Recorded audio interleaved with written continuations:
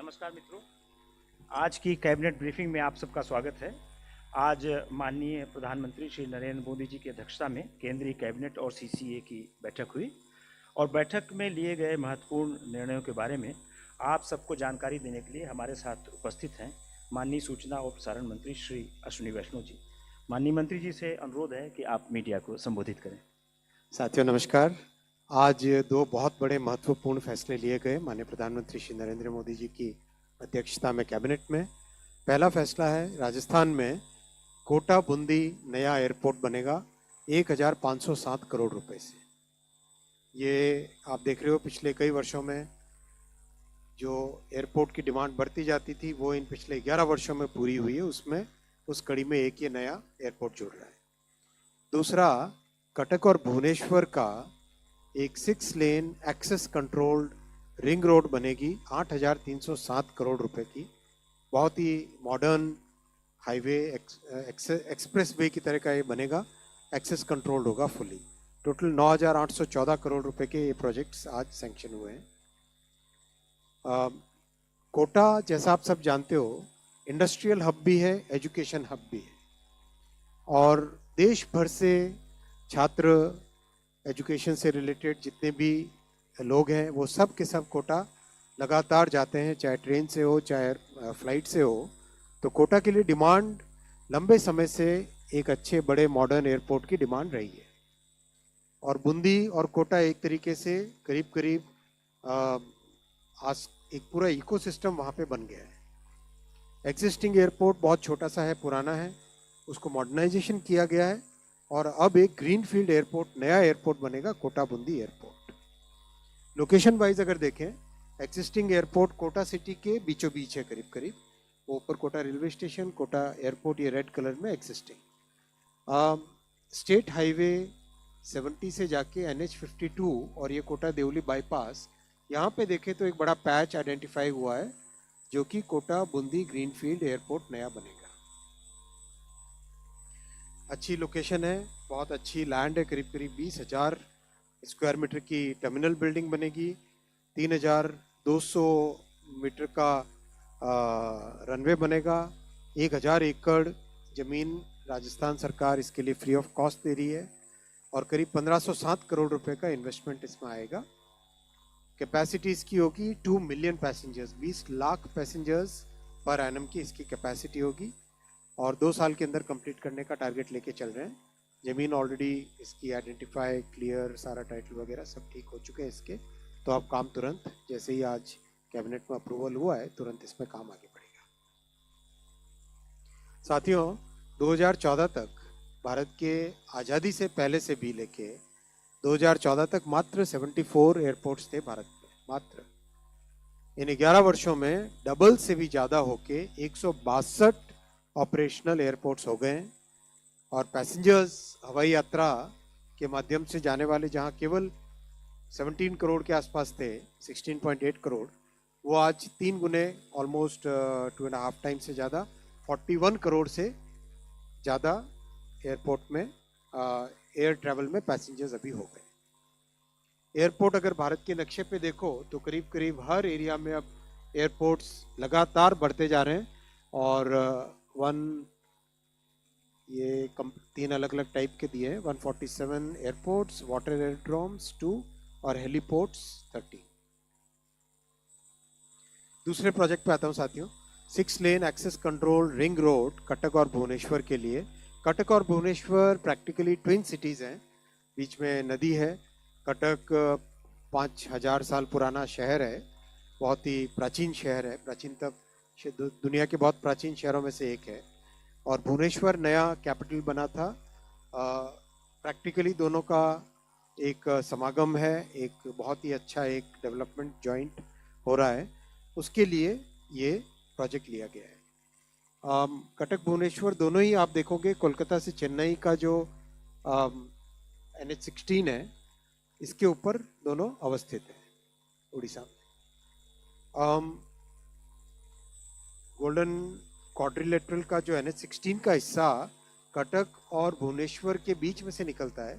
Obviously वहाँ पे काफ़ी कंजेशन है, तो लंबे टाइम से एक डिमांड थी कि इसकी एक रिंग रोड बने जिससे कि ट्रैफिक से ट्रैफिक का फ्लो एक अलग तरीके से ठीक से हो। तो ये प्लानिंग की गई है। NH16 आप देखेंगे ऊपर पानीकोयली, चंडीखोल, चौद्वार, कटक, भुवनेश्वर, खुर्दा और नीचे टांगी की तरफ टुवर्ड्स चेन्नई और टुवर्ड्स कोलकाता ऊपर की तरफ। बीच में महानदी आपको दिखाई देगी, बहुत ही प्रसिद्ध नदियों में से एक है महानदी।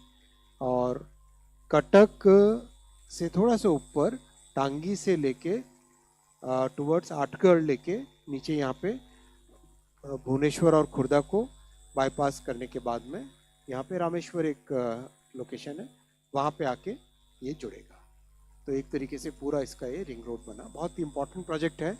और प्रधानमंत्री जी का जो पूर्वोदय का विजन है कि पूर्वी भारत में अवस्थित हमारे जितने राज्य हैं उन सब के डेवलपमेंट के, उनके विकास के लिए लगातार जो प्रयासरत हमारे प्रधानमंत्री जी रहते हैं, उसी विजन का ये प्रोजेक्ट भी एक हिस्सा है।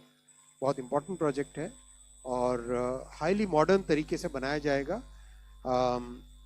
6 लेन एक्सेस कंट्रोल्ड, कंप्लीट, जहाँ जहाँ ज़रूरत है वहाँ पे सर्विस लेन्स, प्रॉपर एक आधुनिक तरीके से इस प्रोजेक्ट को बनाया जाएगा।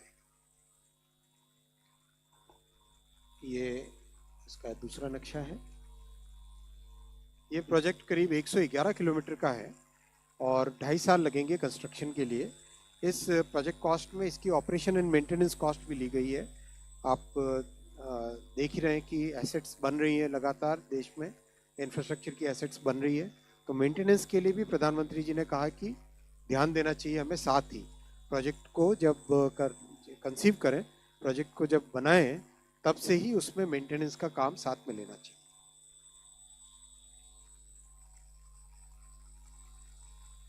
ओवरऑल साथियों, हमारे देश की नींव को मजबूत बनने के लिए, विकसित भारत की नींव रखने के लिए और हमारे मिडिल क्लासेस और युवाओं के लिए नई अपॉर्चुनिटीज़ क्रिएट करने के लिए आपने देखा इस ऐतिहासिक तीसरी टर्म में प्रधानमंत्री जी ने करीब 10,74,000 करोड़ रुपए के इंफ्रास्ट्रक्चर प्रोजेक्ट्स अप्रूव करवाए हैं।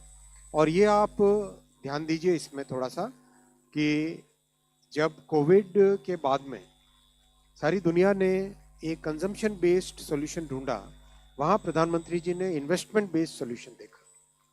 इस इन्वेस्टमेंट बेस्ड सॉल्यूशन के कारण आज जहाँ विश्व में एक अनिश्चितता है, वहाँ भारत में एक हाई ग्रोथ और 18 साल के बाद में भारत की जो सॉवरेन रेटिंग है वो इम्प्रूव हुई है, आगे बढ़ी है, अपग्रेड हुई है। और आप देखिए भारत की अर्थव्यवस्था कितनी लाइव और कितनी एजाइल है, कितनी आगे बढ़ रही है, ये इसका सबूत है। और इसके पीछे इंफ्रास्ट्रक्चर, इन्वेस्टमेंट, रिफॉर्म्स, हर सेक्टर का ध्यान देना, किसानों के लिए हित में काम करना, सेफ्टी नेट बनाना, एक कॉम्प्रिहेंसिव इकोनॉमिक पॉलिसी प्रधानमंत्री जी ने रखी, जिसके कारण आज भारत दुनिया में एक ब्राइट स्पॉट की तरह उभर रहा है। मैं यहीं पे रुकूंगा और आपके प्रश्न। नमस्कार, आप प्रश्न पूछ सकते हैं और प्रश्न पूछने के पहले अपना और नाम और अपने संस्थान का परिचय दें। 238 पहले, फिर 4 नंबर आप। सर मैं तरुण हूँ।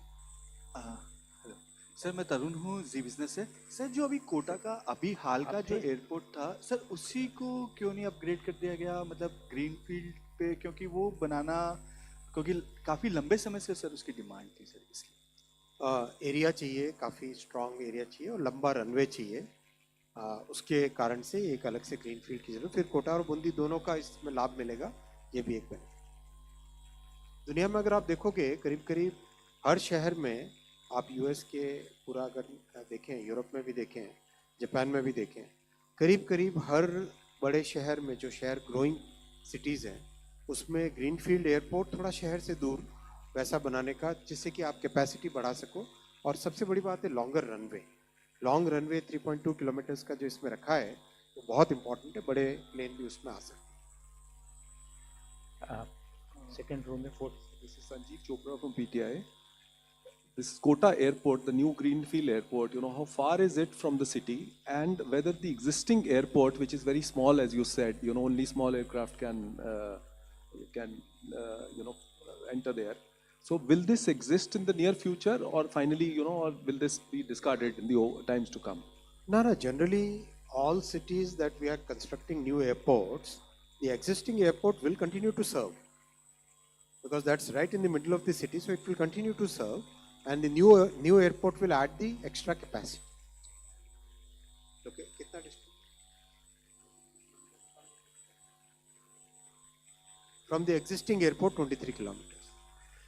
फर्स्ट रो में लक्ष्मण जी, आपने बाद में। सर मैं लक्ष्मण CNBC आवाज़ से। मेरा सवाल ये है कि अभी तक आपने जैसा कि एग्जांपल दिया कि सरकार ने करीब 88 नए एयरपोर्ट ऑपरेशनल किए हैं 2014 से लेकर के अब तक। तो इन सारे एयरपोर्ट का कोई असेसमेंट किया गया है क्या कि कितनी कैपेसिटी है और कितनी कैपेसिटी यूटिलाइजेशन वहाँ पे हो रही है, जो फ्लाइट ऑपरेशनल हैं वो कितने प्रॉफिटेबल हैं? 80% यूटिलाइजेशन है, which is very good. 80% होती है, नया बनाना चाहिए। सेकेंड रो से और कोई तो नहीं है? फिर थर्ड रो कोई पूछने वाले हैं? Fourth row, fifth 49, fifth. जो फैसले लिए सारे आपके सामने रखे। Six row, anybody in this plan? 46। नमस्कार सर, अनुपम हूँ AIR से। सर ये भुवनेश्वर और कटक वाला जो बाईपास है सर, कब तक कंप्लीट होने के आसार हैं सर? 2.5 साल का है project. Yes, thank you sir. Okay, anybody else on this plan central? Anita ji, हाँ पूछिए। एयरपोर्ट से रिलेटेड क्वेश्चन नहीं है, लेकिन एयरपोर्ट पे क्योंकि एयरक्राफ्ट लैंड करती है तो एयरक्राफ्ट से रिलेटेड है, क्योंकि अभी हम देख रहे हैं कि हमारे एयरपोर्ट्स की संख्या तो बढ़ रही है, लेकिन एविएशन सेक्टर में कंपटीशन जो एविएशन सेक्टर्स के बीच में उनके जो ब्रांड्स की होती है उनकी नहीं हो रही है। ये press conference ministry of civil aviation में पूछना ना सारे।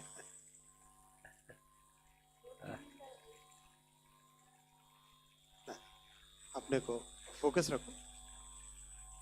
देन राइट साइड में 166, third row. So we need to have some clarity regarding the online betting app regulations which will be in place. जो कैबिनेट में आज डिसीजन लिए गए वो सारे आपके सामने रखिए। नेक्स्ट, अपना परिचय जरूर दे दें। Sir Sameer Dikshit ET now से। जो कोटा वाला एयरपोर्ट है, इसमें क्या फर्दर एक्सपेंशन का स्कोप लेकर के चल रहे हैं? पहला। दूसरा, जो अभी लैंड हैंडओवर किया है AAI को, क्या उसके अतिरिक्त और लैंड हैंडओवर करेगी स्टेट गवर्नमेंट? ऐसा कोई अभी बातचीत है? और जो इन्वेस्टमेंट है 1507 करोड़ का, इसमें स्टेट गवर्नमेंट भी क्या अपनी तरफ से कुछ निवेश करेगी? स्टेट का कुछ एक्सपेंशन अभी लैंड उनका कंट्रीब्यूशन है, राज्य सरकार का लैंड कंट्रीब्यूशन है और फ्री ऑफ कॉस्ट भी है, और ये सफिशिएंट लैंड है। मेरे ख्याल से 20,000 square metres is huge. Terminal building के लिए, रनवे के लिए भी ओवरऑल 1089 एकर्स दिए हैं, which is very good. Apart from passenger, इसमें कार्गो के लिए भी होगा जहाँ होता है। कार्गो के लिए का स्कोप है इसमें? कार्गो भी रहता ही रहता है। Fifth row, Deepak 190। Sir, I am Deepak from Times of India. Sir, my question is on this Bhubaneswar Cuttack bypass. Is it the biggest project in so far as highway is concerned in Odisha?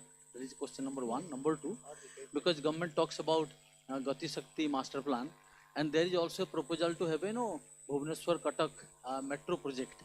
So has it been factored in that this road will also provide some kind of connectivity to the metro network? देखो यार, ऐसा है, this is one of the largest projects for sure, but overall the investment in Odisha is significant, as you are aware yourself.